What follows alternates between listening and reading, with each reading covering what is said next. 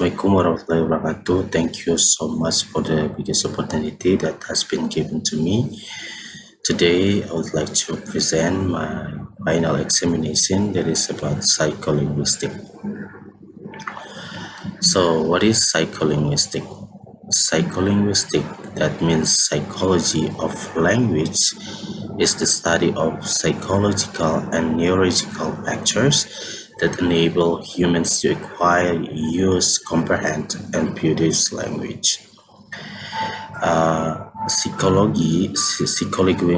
Psikolinguistik yang berarti psikologi bahasa adalah studi tentang faktor psikologi dan neurologis yang memungkinkan manusia untuk memperoleh, menggunakan, memahami, dan menghasilkan bahasa. Adapun di materi kedua, memory, mind, dan language. What is memory? Memory adalah ingatan atau sebuah fungsi dari kognisi yang melibatkan otak dalam pengambilan informasi. Ingatan banyak dipelajari dalam psikologi kognitif dan ilmu saraf menurut Wikipedia Indonesia. Pengertian memori menurut Chaplin tahun 2002 yaitu fungsi yang terlibat dalam proses mengenang masa lalu, keseluruhan pengalaman masa lalu yang diingat kembali, dan pengalaman khas yang paling diingat. Kemudian di materi ketiga adalah bilingualism, multilingualism, dan diglosia. What is bilingualism, multilingualism, and diglosia? For the first one is bilingualism. Bilingual, individu yang menguasai lebih dari satu bahasa. Istilah bilingualisme atau lebih dikenal dalam bilingualism dalam bahasa Indonesia disebut juga kedwibahasaan. Untuk dapat menggunakan dua bahasa, tentunya seseorang harus dapat menguasai kedua bahasa itu. Pertama, bahasa ibunya sendiri atau bahasa pertamanya disingkat menjadi B1, dan yang kedua adalah bahasa lain yang menjadi bahasa keduanya yang disingkat menjadi B2. Kemudian multilingualism atau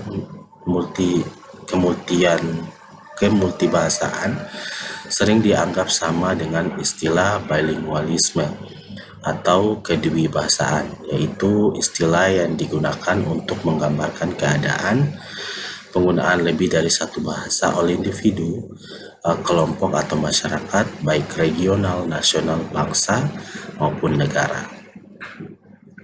Kemudian ada diglosia. Kata diglosia berasal dari bahasa Prancis, diglosi, yang artinya dwibahasa.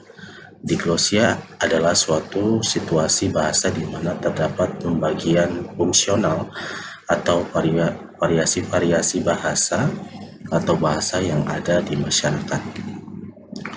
Kemudian ada the way human understand utterance, bagaimana manusia memahami ujaran.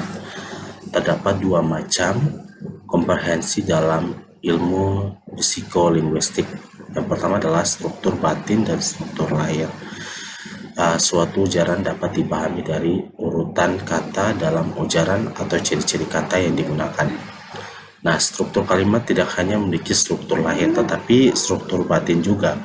Nah, perbedaan struktur lahir dan struktur batin ini sangat penting untuk pemahaman kalimat karena proses mental yang dialami manusia dalam menanggapi kalimat ambigu berbeda satu sama lain dengan kalimat yang tidak ambigu. Kemudian ada yang kedua adalah preposisi. Kalimat adalah suatu ujaran atau bahasa yang terdiri dari berbagai macam bunyi yang membentuk suku kata, kemudian kata, lalu rasa, hingga membentuk sebuah kalimat. Nah, terdapat juga gangguan berbahasa, di mana penguasaan dan penggunaan bahasa baik yang diucapkan, tertulis, atau bahasa tubuh yang disebabkan defisit produksi atau komprehensi. Gangguan bahasa meliputi kurangnya perbendaharaan kata, maksudnya perbendaharaan dan pengertian tentang kata. Kemudian gangguan dalam pembentukan struktur kalimat dan gangguan penggunaan kata dan kalimat sehari-hari. Gangguan tidak didasari oleh adanya gangguan pendengaran atau gangguan sensorik lainnya. Disfungsi motorik atau kondisi medis atau neurologis lainnya, dan tidak lebih dijelaskan oleh disabilitas intelektual atau general development delay.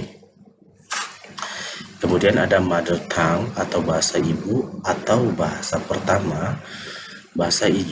Bahasa ibu juga disebut sebagai bahasa asli, bahasa pertama, yang merupakan bahasa yang dikuasai manusia sejak lahir melalui interaksi dengan sesama anggota masyarakat bahasanya seperti keluarga dan masyarakat lingkungannya. Kepandaian dalam bahasa asli sangat penting untuk proses belajar berikutnya, karena bahasa ibu dianggap sebagai dasar cara berpikir. Kemudian bahasa ibu adalah bahasa yang pertama dipakai dalam komunikasi pertama seorang anak dengan orang tuanya, serta menjadikan bahasa ibu sebagai alat komunikasi sehari-hari. Terdapat dua proses yang terjadi ketika seseorang memperoleh bahasa pertamanya, yaitu proses kompetensi dan proses performansi. Nah, kedua proses ini merupakan proses yang berlainan. Yang pertama adalah proses kompetensi, proses penguasaan tata bahasa secara fonologi, morfologi, sintaksis, dan semantik secara tidak disadari. Kemudian yang kedua adalah proses performansi.